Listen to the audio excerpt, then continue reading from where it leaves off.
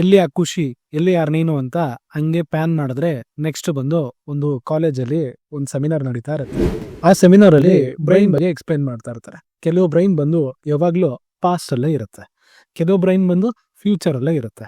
ತುಂಬಾ ರೇರ್ ಆಗಿರೋ ಬ್ರೈನ್ ಮಾತ್ರನೇ ಪ್ರೆಸೆಂಟ್ ಅಲ್ಲಿ ಇರುತ್ತೆ. ಈ ಪ್ರೆಸೆಂಟ್ ಅಲ್ಲಿ ನೋಡಿದ್ರೆ ಈ ಮೂವಿ ಅರ್ಥ ಆಗುತ್ತೆ ಆಕ್ಚುಲ್ ಆಗಿ, ಸರಿನಾ? ಪಾಸ್ಟ್ ಅಲ್ಲಿರೋ ಬ್ರೈನು ಯಾವಾಗ್ಲೂ ಕೊರಗ್ತಾ ಇರುತ್ತೆ, ಹೀಗಾಯ್ತಲ್ಲಪ್ಪ ಏನ್ ಮಾಡ್ಲಿ ಅಂತ. ಫ್ಯೂಚರ್ ಬ್ರೈನು ಅಯ್ಯೋ ಹೀಗಾಗ್ಬಿಟ್ರೆ ಏನ್ ಮಾಡೋದು, ಹಿಂಗಾದ್ರೆ ಹೆಂಗ್ ಮಾಡೋದು, ಹಂಗ್ ಮಾಡಿದ್ರೆ ಹೆಂಗ್ ಮಾಡೋದು. ಸೊ ಇದ್ರ ಬಗ್ಗೆನೇ ಫ್ಯೂಚರ್ ಬಗ್ಗೆನೇ ಥಿಂಕ್ ಮಾಡ್ತಾ ಇರುತ್ತೆ, ಪ್ರೆಸೆಂಟ್ ಅಲ್ಲೇ ಇರಲ್ಲ.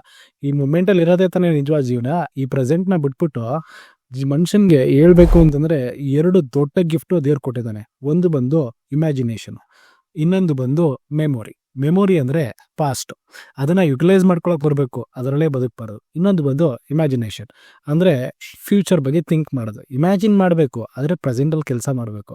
ನಾವೇನ್ ಮಾಡ್ತೀವಿ, ಯಾವಾಗ್ಲೂ ಈ ಫ್ಯೂಚರ್ ಅಲ್ಲಿ ಇರ್ತೀವಿ, ಇಲ್ಲ ಪಾಸ್ಟ್ ಅಲ್ಲಿ ಇರ್ತೀವಿ, ಪ್ರೆಸೆಂಟ್ ಅಲ್ಲಿ ಇರಲ್ಲ. ಈ ಪ್ರೆಸೆಂಟ್ ಬಗ್ಗೆನೇ ಈ ಮೂವಿ. ಆ ನೀನು ಅನ್ನೋನು ಬಂದು 24/7 ಪ್ರೆಸೆಂಟ್ ಅಲ್ಲೇ ಇರ್ತಾನೆ. ಆ ಪ್ರೆಸೆಂಟ್ ಅಲ್ಲಿ ಇದ್ರೆ ಒಬ್ಬ ವ್ಯಕ್ತಿ ಹೇಗಿರ್ತಾನೆ ಅನ್ನೋದೇ ಈ ಮೂವಿ ಹೋಲ್ ಕಾನ್ಸೆಪ್ಟ್.